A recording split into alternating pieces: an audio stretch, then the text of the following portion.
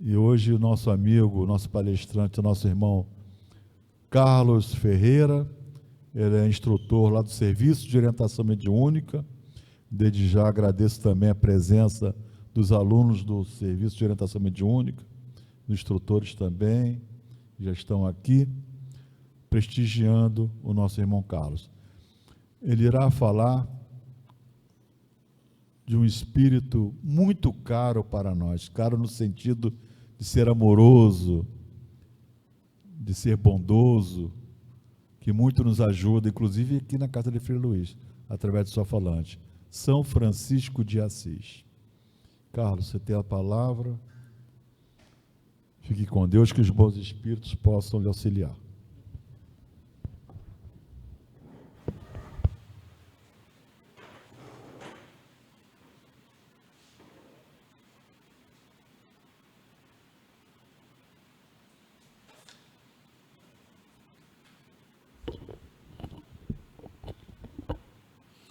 Bom dia, minhas queridas amigas e amigos. Sejam todos bem-vindos ao Lar de Frei Luís. Vocês que estão aqui nas dependências da instituição e quem nos assiste através da internet. Que nós tenhamos um domingo de muita luz, de muita paz e muita vibração positiva. Hoje nós vamos dar continuidade ao nosso estudo sobre Francisco de Assis, a segunda e última parte. Esse espírito de escola que esteve aqui entre nós, iluminando o caminho para que nós pudéssemos nos reencontrar com o Mestre Jesus. E eu aproveitei a canção de Francisco e trouxe esse recorte. É morrendo que se vive para a vida eterna, onde nós vamos fazer uma reflexão mais profunda sobre isso, né? Bom, para entendermos melhor, nós temos que fazer um link com a frase de Jesus, buscai e acharei. Então, todo dia nós temos que buscar sermos um pouco melhores do que nós fomos no dia anterior. E como que nós vamos fazer isso? Como que nós vamos achar esse caminho? Através da palavra de Santo Agostinho. Ao final do dia, passe o seu dia em revista, identifique os pontos negativos que você teve, tente melhorá-los ou tente evitá-los. Mas qual a ferramenta que nós temos para poder resolver esses problemas? É justamente a nossa reforma íntima, onde ali nós vamos domar as nossas más inclinações, nós vamos domar o egoísmo, o orgulho, a inveja, a cobiça. Aos poucos, vamos colocando uma pá de cal sobre o homem velho, para que esse homem novo surja, para que nós possamos evoluir. Mas como que nós vamos evoluir? Como que a gente vai entender que nós estamos no processo de evolução? Através da lei de causa e efeito, ou de ação e reação.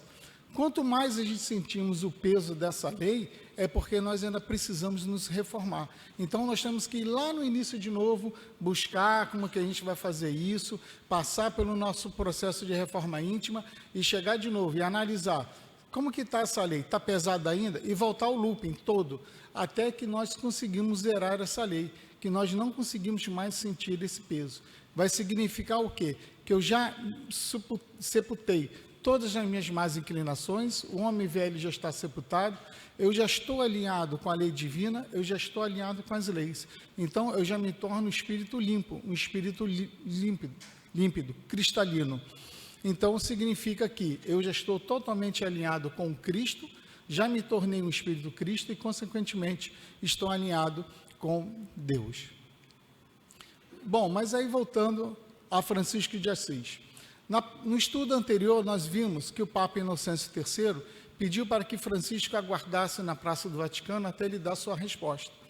Então, enquanto ele estava ali aguardando, o dono de uma taberna, que já tinha ciência sobre Francisco, que já conhecia todo o movimento franciscano, se aproxima de Francisco e oferece a sua taberna para que lá ele se hospedasse gratuitamente, que tomasse um banho, que descansasse, que se alimentasse, para poder estar ali aguardando o Papa dar a resposta.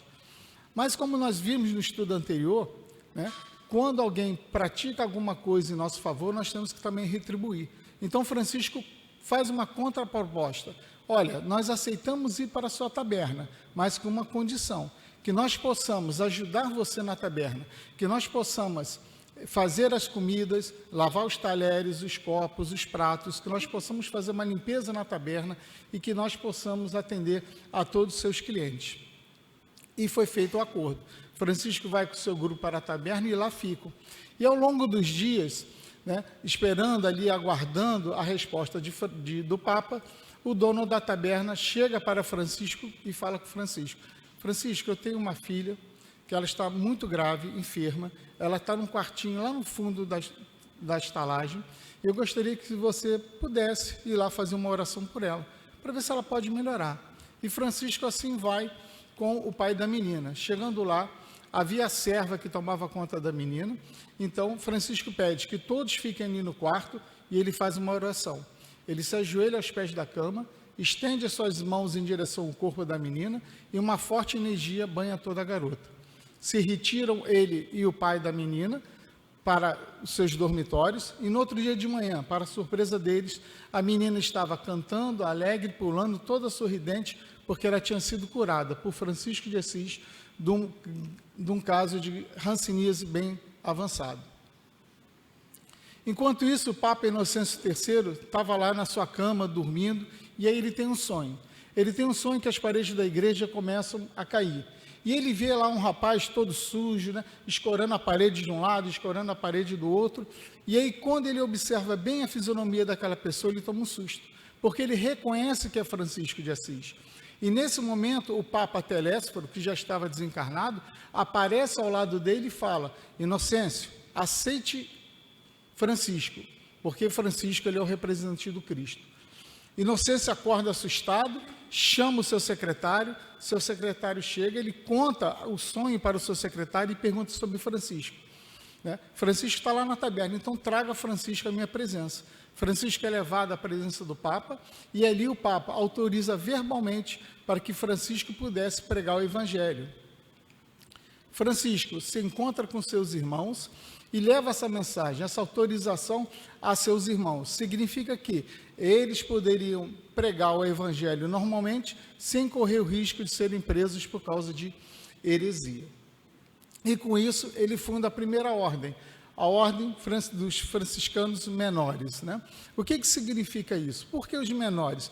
Porque justamente os desvalidos, os pobres, os aflitos, os enfermos, esses são as pessoas que o movimento franciscano cuidava, da mesma forma que Jesus e os discípulos também cuidavam deles. Bom, mas num certo dia, Francisco estava cansado, ele vai se deitar sobre uma árvore e os espíritos infelizes se aproximam de Francisco. Os espíritos protetores da fauna e da flora, ao observarem aquela movimentação, eles se aproximam de Francisco para protegê-lo.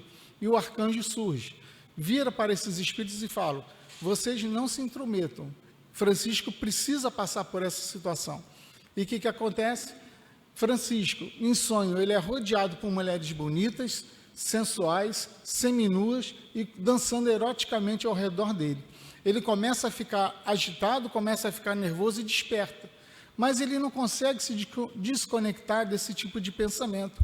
E ele fica aflito. Ele tenta meditar, não consegue. Ele tenta fazer suas orações, não consegue. E ele olha para o lado e vê um roseral seco totalmente ao seu lado.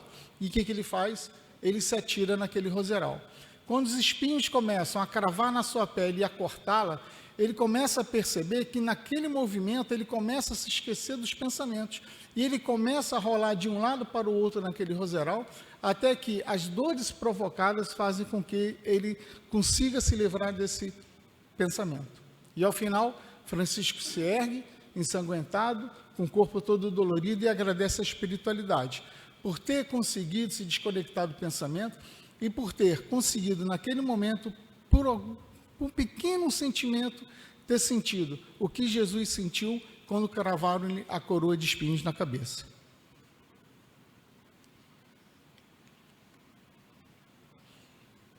E aí vamos falar agora um pouquinho sobre a nossa irmã Clara de Assis.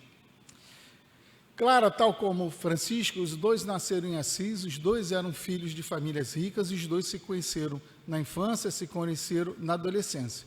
Clara tinha um profundo carinho por Francisco. Quando a mãe de Clara dá à luz, um arcanjo aparece para sua mãe, que era altamente religiosa, e fala para ela: essa menina vai brilhar tão quanto a luz do sol.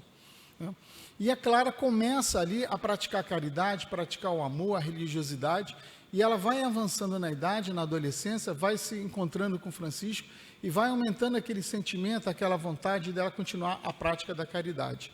Num certo dia, Clara estava na janela do seu quarto e escuta a pregação de Francisco lá na igreja de São Rufino. E o que acontece? Todo aquele magnetismo de Francisco a envolve e ela já não tem mais dúvida nenhuma. Ela entraria para o movimento franciscano. Ela procura Francisco, expõe a sua vontade, só que Francisco fala, olha, você não pode entrar no nosso movimento, porque o nosso movimento é um movimento voltado para homens, né? A nossa regra não permite o contato com as mulheres. Mas o que acontece? Francisco tem a ideia de fundar a segunda ordem franciscana, aí a ordem das Clarissas ou das Irmãs Pobres, e propõe isso a Clara. Clara aceita e ela passa a ser a líder das Clarissas. Francisco corta o cabelo dela, a sua irmã, quando vê que ela aderiu ao movimento franciscano, ela adere ao movimento franciscano. As outras mulheres dali de Assis, que conheciam Clara e conheciam sua irmã, também aderem ao movimento franciscano, e dessa forma Francisco vai instalá-las na igreja de São Damião. Num certo dia, na noite de Natal, Clara de Assis, muito enferma, ela desejava muito estar presente na missa de Natal, mas não podia. Então, em seu quarto, a vontade, o querer e a fé dela era tão grande que ela consegue não só ver a missa, mas escutar tudo que se desenrolou ao longo da missa. Quando as suas irmãs retornam da missa, ela expõe tudo aquilo que ela escutou e tudo aquilo que ela viu. E suas irmãs confirmam que realmente aquele quadro se desenrolou ao longo da missa.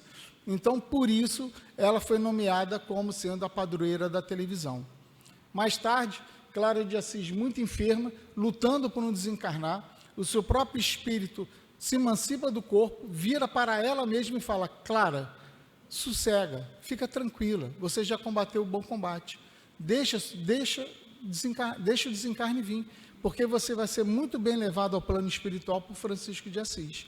E assim acontece, Clara de Assis desencarna e Francisco de Assis a leva para o plano espiritual.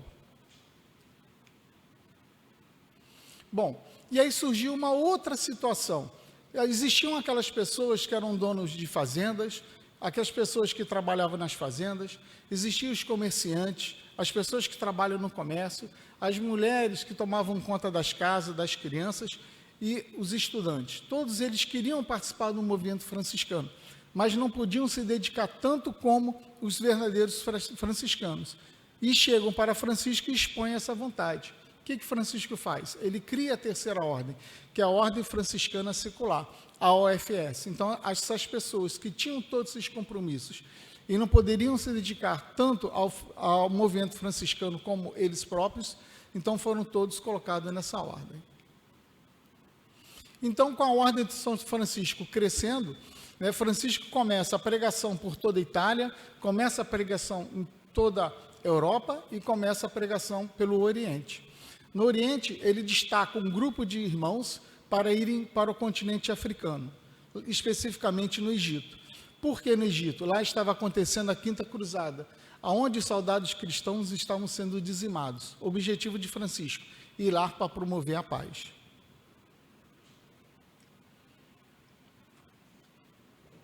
E Francisco assim faz com seu grupo de irmãos. Só que quando chega lá, Francisco é preso pelos exércitos muçulmanos e levado à presença do sultão, que era conhecido como sultão da paz, porque várias vezes ele tentou promover a paz, mas o Papa não deixou.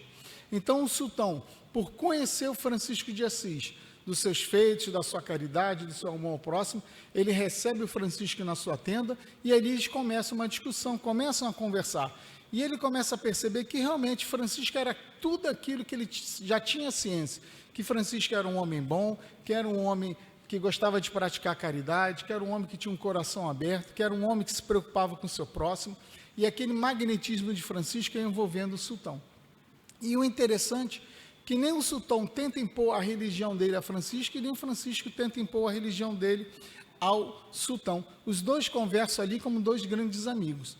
E no final, Francisco vira para o sultão e pede, será que eu posso ir lá falar com os soldados da Quinta Cruzada para removê-los dessa batalha, desistirem da guerra e aceitarem a paz? E o sultão permite que isso aconteça. Mas quando Francisco estava saindo da tenda, o sultão percebe que aquela dor, que aquela ferida que tanto incomodava não doía mais. E quando ele afasta as suas roupas, ele percebe que aquela ferida tinha sido automaticamente curada. E ali o sultão tem certeza que Francisco era o enviado de Deus. Quando Francisco chega perante o exército cristão e tenta convencer eles a aceitarem a paz, fala para eles que se eles não aceitassem a paz, eles iam perder para o exército muçulmano, que eles iriam ser dizimados pelo exército muçulmano, eles começam a rir, começam a zombar de Francisco de Assis. E Francisco fica muito chateado. Ele se retira do Egito e vai para Assis. A guerra continua e realmente o exército cristão na Quinta Cruzada foi totalmente dizimado. O que acontece? Quando Francisco chega em Assis, ele encontra o Frei Elias. O Frei Elias tinha ficado responsável pelos franciscanos, só que ele muda todas as regras, ele abre as regras para os franciscanos. E Francisco fica muito chateado com isso, porque ele não tinha sido consultado e nem tinha dado autorização para que isso acontecesse, né? Então Francisco reúne um grupo de irmãos e decide partir para Porciúncula, para poder eles trabalharem ali com os irmãos rancenianos. Mas no meio do caminho, Francisco vai até o monastério de São Damião, se encontra com Clara de Assis e ali eles travam um diálogo, onde Francisco expõe toda a mágoa, toda a tristeza pelo que tinha acontecido. E Clara vira para Francisco e fala: Francisco, o trabalho não é seu, o trabalho é do Cristo. Então tem muitas pessoas que trabalham nos templos religiosos que não procuram cargos, não procuram encargos, procuram cargos. Querem ser diretores, querem ser presidentes, querem ser coordenadores, querem ser professores, mas não se preocupam em servir, né? E depois ela vira para Francisco e fala: o seu papel era de ser servo, porque você estava ali a serviço de Jesus, né? E você já parou para perceber, Francisco, que essa daí pode ser a última coisa que Jesus está te pedindo para você desapegar? E aí ele toma aquele choque de realidade, ele olha para Clara, abraça Clara de Assis, agradece pelo conselho e aí ele parte para o Monte Alverne. Lá no Monte Alverne, Francisco vai morar na caverna, mantém ali seu grupo de amigos, ele sai, se encontra com os grupos de amigos, grupo de irmãos franciscanos, prega o evangelho, curam as pessoas, recebe as pessoas e volta para a caverna. Mas só que passou um dia, cadê Pai Francisco? Não apareceu. Passou 3 dias, cadê Pai Francisco? Nada. Uma semana, nada. 15 dias, nada. O que aconteceu com o Pai Francisco? Será que o Pai Francisco morreu? Será que o Pai Francisco está muito doente? Será que o animal selvagem entrou na caverna e devorou o Pai Francisco? O que aconteceu com ele? Então, 3 dos seus irmãos mais próximos vão até a entrada da caverna. E sempre tem aquele que é mais corajoso. Então, o Frei Felipe vira para os outros 2 e fala: olha, vocês ficam aqui, eu vou lá dentro para ver o que aconteceu. E Frei Felipe vai entrando na caverna, um passo atrás do outro, porque ele não sabe o que está ali dentro da caverna. E quando ele chega, ele vê, né, Francisco dormindo acima da pedra onde ele dormia, e entre a pedra e Francisco existia um bolsão de ectoplasma, que saía do seu nariz e da sua orelha. E ali houve um outro caso que deixou Felipe assustado. Ele escutava as palavras de Francisco. Mas como é que ele escutava as palavras de Francisco se a boca de Francisco estava totalmente fechada? Então Felipe se ajoelha e faz uma oração. E os colegas deles, ao perceberem a demora, também vão na caverna. E quando chegam lá, também observam a mesma cena, né, de Francisco dormindo acima da pedra. E também se ajoelham e ali ficam em oração. E eu vou trazer para vocês o vídeo de Rodrigo Alvarez, que justamente ele nos mostra isso. Ele é um historiador. Ele vai nos mostrar a caverna onde Francisco de Assis ficou. Vitor, o vídeo 1, por favor. Estou aqui em Assis, na Itália, e queria mostrar para vocês um lugar muito especial que fica dentro de uma área conhecida como Ermo delle Carcere, o eremitério do cárcere, onde São Francisco de Assis passou um tempo muito importante de sua vida em meditação. Esse lugar aqui é sagrado porque a tradição franciscana nos conta que era onde São Francisco dormia. É condizente com o santo que pregava a humildade, que abandonou as roupas todas e tudo que tinha de bens materiais para se dedicar aos pobres e à caridade. É condizente que ele dormisse em cima de uma pedra. E a tradição vai ainda mais longe. Ela nos conta que aqui embaixo, exatamente onde eu estou colocando a mão aqui, era onde São Francisco repousava a sua cabeça. E por isso teria surgido essa marca na pedra. Se é só a tradição, se de fato aconteceu, a gente não sabe. O importante é imaginar que esse homem tão santo procurava os lugares mais simples. Isso faz a gente refletir, né? Será que a gente está fazendo aquilo que a gente precisa? Ou a gente está dando valor a coisas inúteis, fúteis, perdendo tempo com bobagens? O quanto que a gente está se dedicando a olhar para dentro da gente, a refletir sobre a nossa própria vida, a meditar realmente, desligar o celular, desligar a bagunça do mundo por um tempo, ficar sozinho, pensar no que a gente quer para a gente e no que a gente pode esperar dar para o resto do mundo, para o resto das pessoas. Ou será que a gente só vive para se satisfazer? Eu acho que não. Bom, no Monte Alverne, Francisco de Assis também fazia suas orações. E foi no Monte Alverne onde surgiu um serafim em que coloca chagas nas mãos, nos pés e na lateral do seu corpo. E agora nós vamos ver o segundo vídeo em que o Rodrigo Alvarez vai nos mostrar, segundo os franciscanos, o local onde Francisco recebeu os estigmas. Vitor, por favor, segundo vídeo. Esse é provavelmente o lugar mais sagrado, o mais próximo que alguém pode chegar de toda a espiritualidade de São Francisco. Essa pedra que está aqui, que todo mundo quer tocar, quer chegar perto, foi colocada no lugar exato onde os franciscanos nos contam que São Francisco viveu o seu grande momento com Jesus Cristo, um momento espiritual, em que ele teria recebido os estigmatas, quando ele recebeu as feridas das mesmas chagas de Jesus, vindas de algo espiritual, de um momento espiritual, mas que transformaram em feridas reais. Isso foi fundamental na história e na vida de São Francisco. E depois, no lugar onde era um bosque, foi construída essa capela, para que esse momento seja relembrado. Isso já faz mais de 800 anos.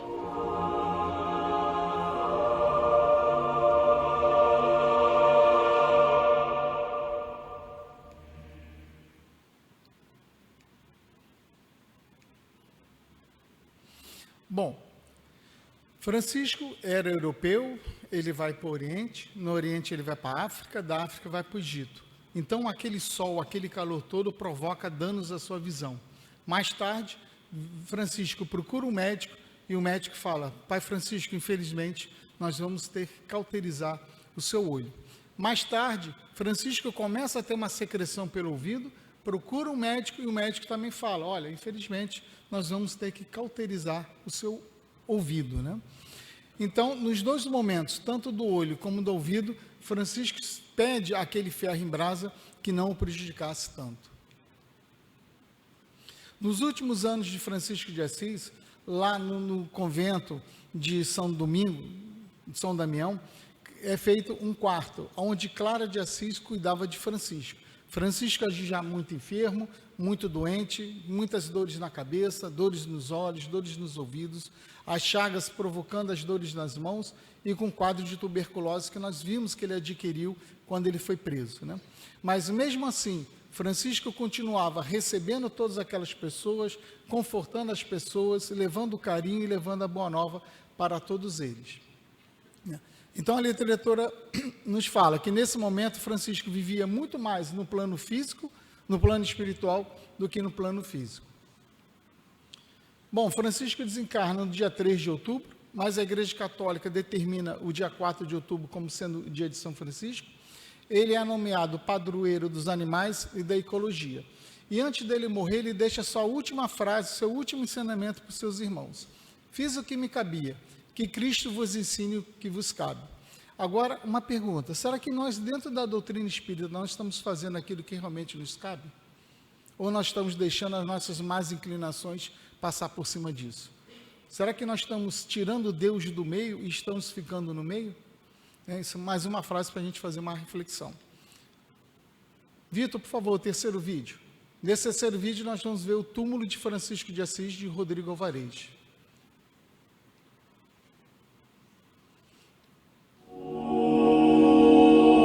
Aqui na cripta da Basílica a gente pode visitar o túmulo de São Francisco. Tudo muito simples, como na vida dele, apesar de grande o lugar e grandioso no aspecto arquitetônico, todo feito em pedra e ferro.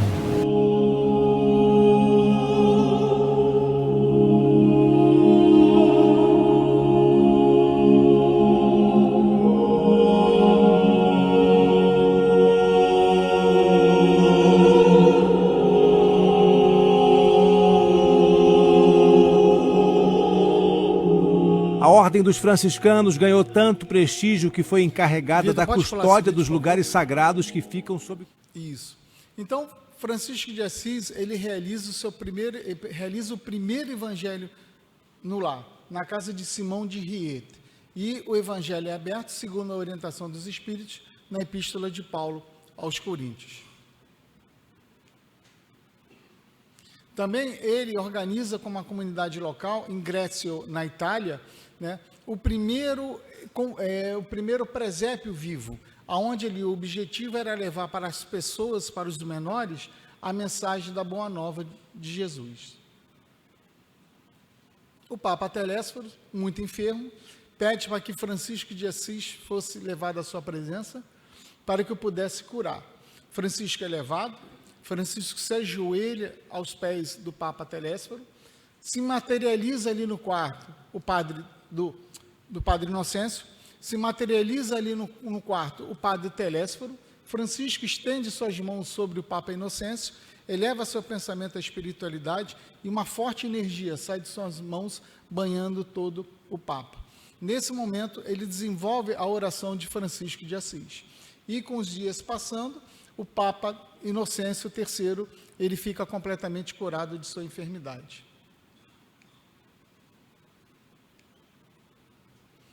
E nós temos também o Cântico das Criaturas, que foi a origem de Francisco de Assis, né?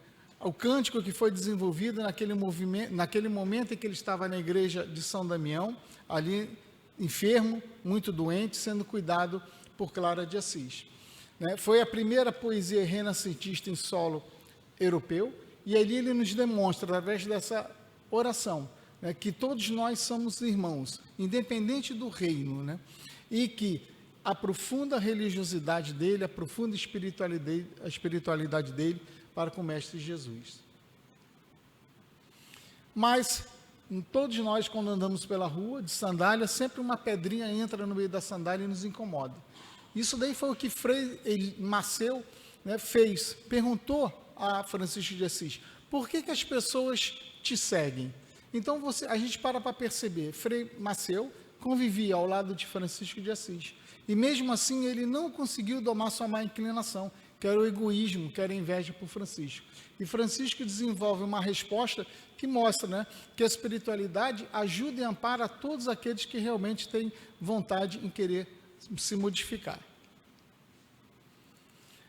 E aí temos um caso muito interessante de Francisco. Eles estavam no monastério, estavam todos em oração, todos em jejum, e um determinado frade começa a resmungar: eu estou com fome, não estou conseguindo orar, eu estou com fome, não estou conseguindo orar. E Francisco escuta aquilo e chega perto dele e fala: meu irmão, o que está acontecendo? Ah, pai Francisco, esse negócio de franciscano não dá mais para mim não, que eu tenho que ficar em jejum, tenho que ficar orando, não estou aguentando, meu estômago está roncando, eu vou levantar e vou embora. Ele falou: não, você não vai embora não, vem comigo. Francisco segura ele pela mão, leva ele até a cozinha. Lá na cozinha, Francisco prepara um frango, umas batatinhas assadas, uma farofinha e abre uma Pepsi estupidamente gelada, e os dois sentam à mesa e simplesmente comem. Né? O que significa isso? Isso daí nos lembra a passagem do bom samaritano, nos lembra o que Jesus fala para a gente: ama teu próximo como a ti mesmo. Então, se eu estou num lugar com fome, o que eu tenho que fazer? Eu vou querer que alguém me alimente. Então, como que eu vou conseguir ficar numa oração ou praticar caridade para alguém se eu estou com fome, se eu estou enfermo? Como que eu vou conseguir fazer isso? Não vou conseguir.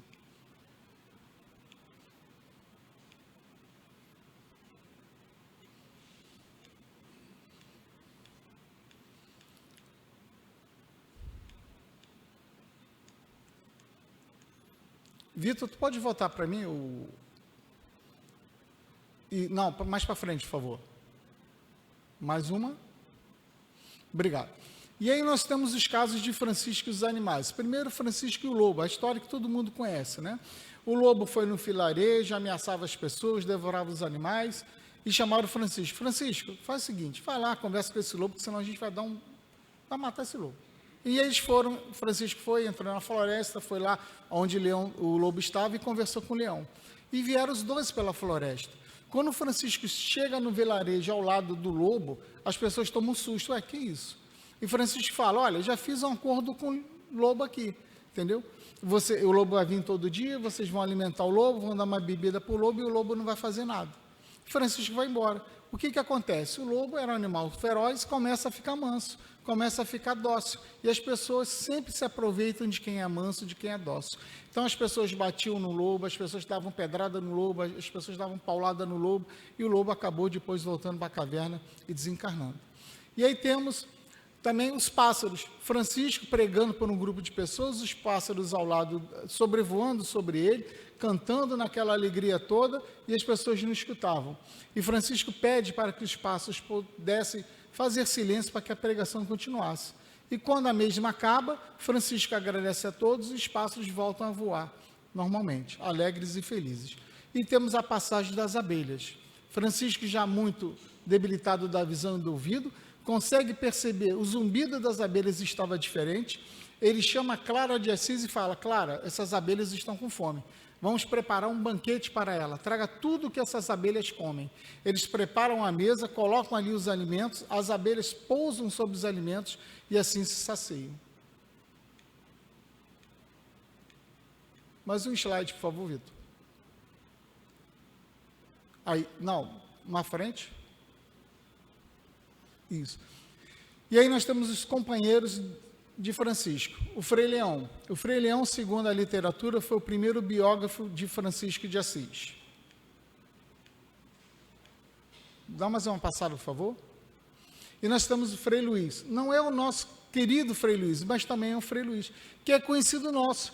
Lembram do Shaolin, que teve lá com o Francisco nos campos de batalha, no treinamento, e que foi preso e que estava na praça? Ele se converte ao movimento franciscano e recebe o nome de Frei Luís. Era aquela pessoa que tudo vendo, tudo escutava, conseguia guardar tudo em memória.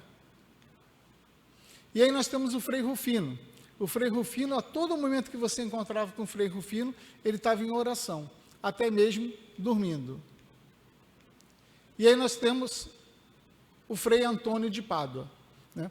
Então, o Frei Antônio de Pádua, ele se destacava muito pela sua inteligência, pela sua teologia, pela sua comunicação para com o seu próximo, a sua fraternidade, e ele era apontado como sendo o sucessor de Francisco de Assis.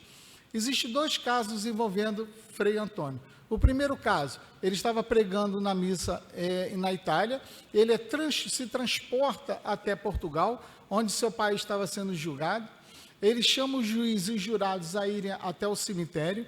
No cemitério, ele pede que abrisse a cova, destampasse o caixão e ele pergunta ao defunto se aquela pessoa que estava sendo acusada realmente tinha sido seu assassino.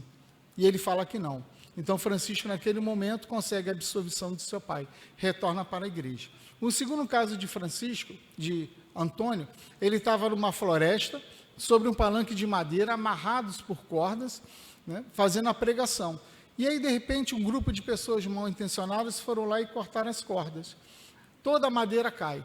A poeira sobe, as pessoas saem correndo, mas elas param, porque elas percebem que Antônio continuava fazendo a pregação. Ué, mas como assim? Se as madeiras todas caíram, como que ele continua pregando? E quando eles observam, Frei Antônio continuava pregando no mesmo lugar onde ele estava. As madeiras caíram, mas ele se manteve em volitação. Bom, e aí nós vemos aí as ligações dos brasileiros para com os franciscanos. As missas, as igrejas, né? Quantas pessoas se chamam franciscos, quantas pessoas se chamam franciscas. Nós temos as clarissas, né? Que foram as primeiras religiosas, o primeiro convento Santa Clara do Desterro.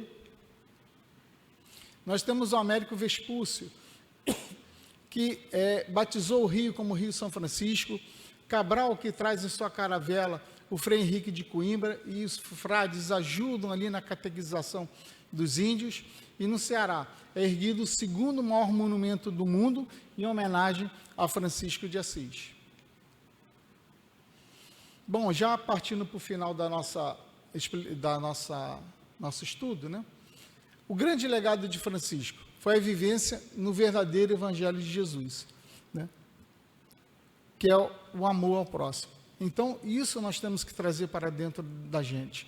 Trazer o amor ao próximo, amar ao nosso próximo, assim como Jesus nos amou. Isso nós temos que fazer. E em determinadas situações nós deixamos isso de lado, né? Nós deixamos o ego tomar conta. Nós tiramos Deus do centro e botamos nós no centro. Isso é por egoísmo. A gente não pode fazer isso. Tá? Bom, as referências utilizadas, né, foram os palestrantes, a Liana, o Arthur, o César, o Saíde, o Divaldo Franco, o Haroldo, o Jorge Larrate. E aí nós temos os livros, né, que... Passa só mais um, Vitor. Os livros que foram consultados para a montagem da palestra. Próximo, Vitor, por favor. Né? E aí nós temos também... A próxima, Vitor, por favor. Nós temos também os vídeos que nós consultamos, os documentários, os filmes. A próxima, por favor, Vitor. E as fotos foram trabalhadas no Canvas e foram tiradas do ChatGPT e do Gemini. Por favor, Vitor, mais uma. Então, gente, eu gostaria que todos vocês ficassem de pé para nós prestarmos uma homenagem a Francisco de Assis. Nós vamos fazer o canto de Francisco de Assis. Nós vamos aproveitar essa energia e jogar ela na Boiúna toda, na Taquara toda, jogarmos para o nosso Rio de Janeiro, para o nosso Brasil, para o nosso continente americano, para o nosso planeta, que tanto está precisando, né? Estamos com muitas guerras sendo desenvolvidas e isso daí não é legal. Atrapalha o nosso processo de evolução. Na voz de Raimundo Fagner.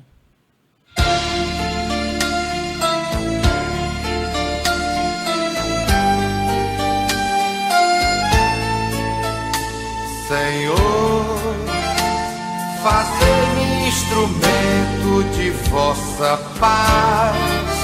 Onde houver ódio, que eu leve o amor. Onde houver ofensa, que eu leve o perdão. Onde houver discórdia, que eu leve união.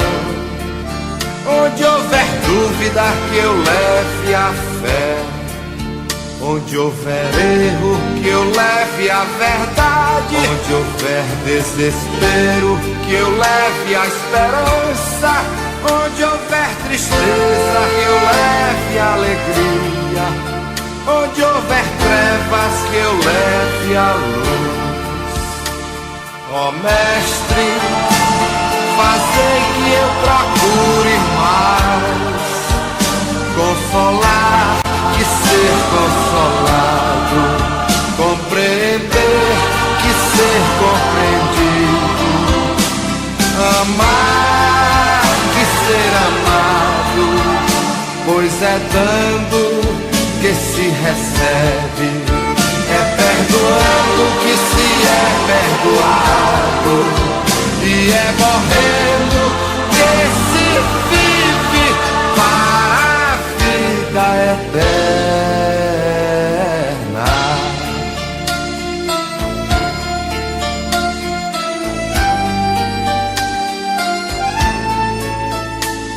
Ó Mestre, fazei que eu procure mais consolar que ser consolado, compreender que ser compreendido, amar que ser amado, pois é dando que se recebe, é perdoando que se é perdoado, e é morrendo que se vive para a vida eterna.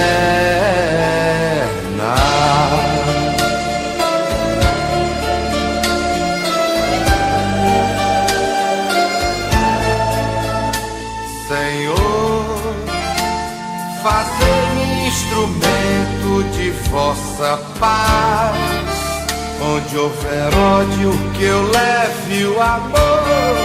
Onde houver ofensa, que eu leve o perdão. Onde houver discórdia, que eu leve união. Onde houver dúvida, que eu leve a fé. Onde houver erro, que eu leve a verdade. Onde houver desespero, que eu leve a esperança. Onde houver tristeza, que eu leve a alegria. Onde houver trevas, que eu leve a luz. Ó Mestre, fazei que eu procure mais consolar que ser consolado, compreender que ser compreendido, amar que ser amado, pois é dando que se recebe, é perdoando que se é perdoado, e é morrendo que se vive para a vida eterna.